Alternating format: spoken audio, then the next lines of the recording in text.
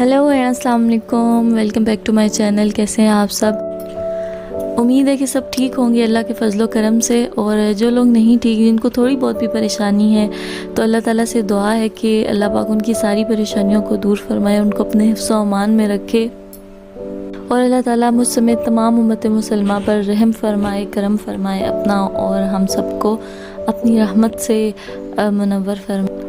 वक्त की सबसे अच्छी बात यही है कि वो जैसा भी हो गुजर जाता है। वक्त किसी के लिए रुकता नहीं है, ना अच्छे लोगों के लिए और ना बुरे लोगों के लिए।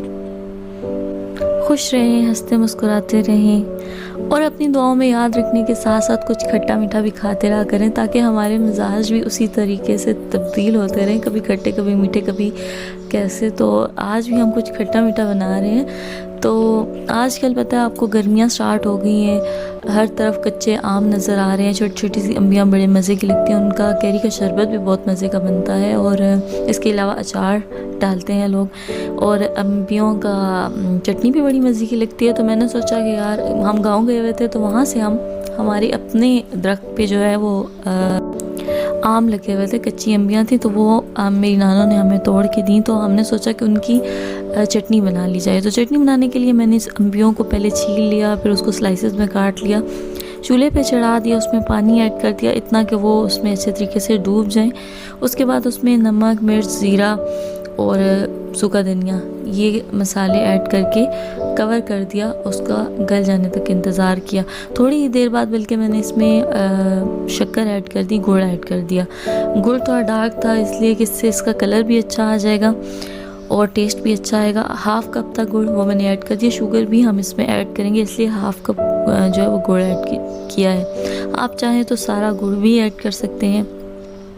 अगेन मैंने कवर कर दिया। कवर करने के बाद जो है वो देखा कि जब गुड़ अच्छे तरीके से इसमें हल हो चुका है और जो अम्बियां हैं वो भी गल चुकी हैं, सॉफ्ट हो गई हैं बड़े अच्छे से, और ये रेडी है मैश करने के लिए बिल्कुल।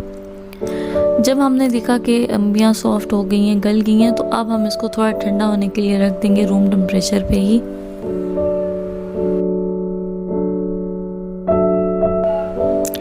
ठंडा हो जाने के बाद क्या किया कि अच्छा, आप चाहें तो उसको ग्राइंड भी कर सकते हैं, लेकिन ग्राइंड करने से क्या होगा, बिल्कुल पेस्ट सा बन जाएगा। तो हमें पेस्ट नहीं बनाना, तो इसलिए मैं इसको जैसे आलू मैश करते हैं उसी तरह मैश कर रही हूँ, ताकि ये बिल्कुल मलीदा टाइप ना बने। ठीक है, इस तरह जो होगा वो दानेदार सी जैसे होती है चटनी, अच्छी लगती है, उस तरह ही रहेगी।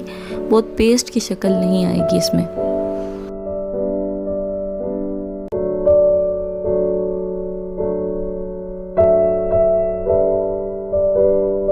एक पैन ले लेना है, उसमें 3 से 4 चम्मच ऑयल ऐड कर देना है। ऑयल ऐड करने के बाद उसमें थोड़ी सी 1-1.5 चम्मच अजवाइन ऐड करनी है, और अजवाइन के बाद उसमें कलौंजी ऐड कर देनी है।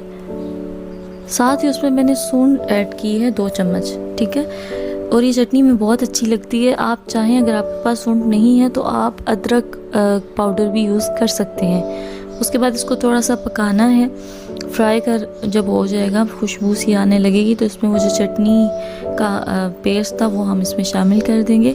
तो पैन छोटा है, इसके लिए मैंने थोड़ा सा इसमें इसको पका के दोबारा उसी पैन में मैंने इसको टर्न कर दिया है। ठीक है, ताकि वो अच्छे तरीके से पके, क्योंकि अभी हमने इसमें शुगर भी ऐड करनी है।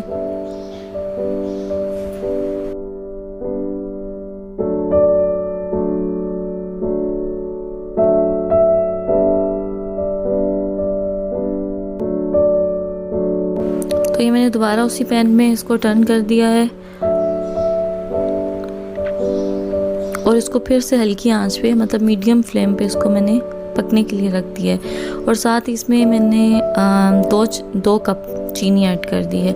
आप चख लीजिएगा बीच में कि अगर आपको लगे कि चीनी और इसमें चाहिए तो आप और इसमें शामिल कर देंगे। मैंने भी इसी तरह किया है, पहले 2 कप चीनी ऐड की है, तो अगर मुझे जैसे लगा कि चीनी कम है तो मैंने और ऐड कर दिया। अच्छा, पकने के बाद इसकी जो कलर है वो डार्क हो गया है, बड़ा अच्छा कलर आ गया है।